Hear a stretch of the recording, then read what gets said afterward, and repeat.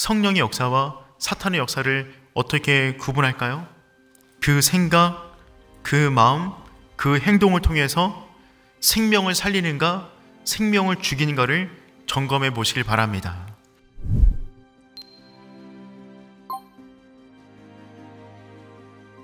성령이 강하게 역사하는 곳에는 항상 사탄도 역사한다는 사실을 우리는 잊지 말아야만 합니다. 사단의 공격은 항상 두 가지 방향에서 주어집니다.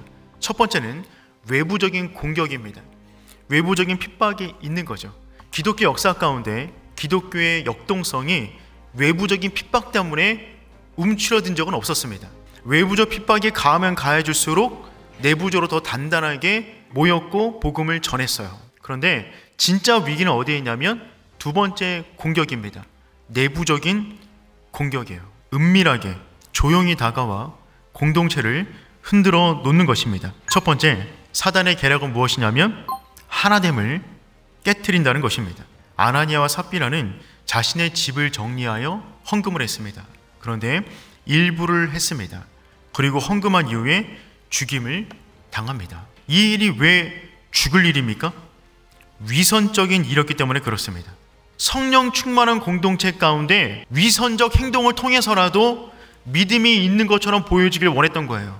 자신의 재산을 팔아서라도 본인은 그렇지 않은데 그런 사람들이 받고 있는 존경을 받기를 원했던 것이죠.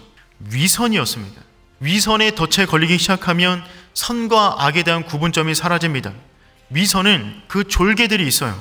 그들은 누구냐면 거짓, 자기 합리화, 자기 기만, 책임 회피, 형식화된 신앙입니다. 사단은 성령 충만한 그 공동체가 위선의 공동체가 되어서 스스로 자멸하기를 원했던 것입니다.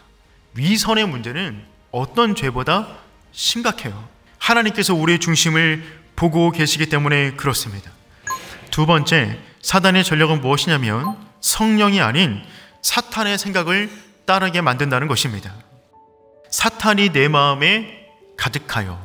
이 가득하다라고 하는 이 단어는요, 성령 충만의 충만과 똑같은 단어입니다. 즉 아나니아는 사탄 충만했어요. 성령 충만한 공동체 가운데 사탄 충만한 사람들이 있었다는 말입니다.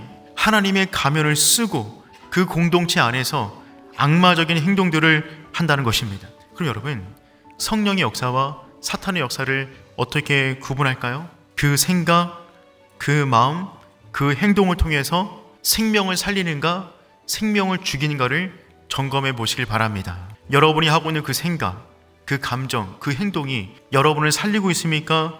여러분을 죽이고 있습니까? 성령은 살리는 영이에요. 의미 없는 험담을 멈추시길 축복합니다. 아니면 말고식의 거짓 소문은 멈춰야만 합니다.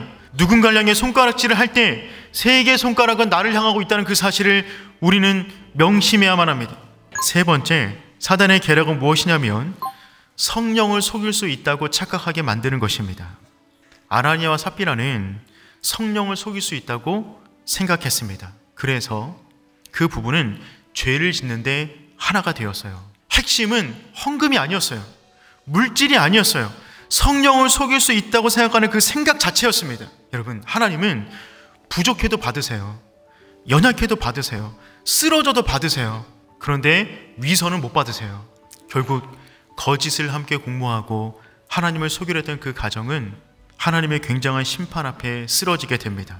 성경에서 이 본문의 사건을 이렇게까지 심각하게 다루는 이유는 이것이 예수 이름으로 세워놓은 교회를 한순간에 무너뜨릴 수 있는 사단의 교묘한 전략이기 때문에 그렇습니다. 성령의 메시지는 언제나 칼처럼 날카로워요. 그래서 여러분, 우리는 영적인 전신갑주를 입으셔야 돼요. 머리부터 발끝까지 성령의 충만함이 우리 가운데 있기를 축복합니다.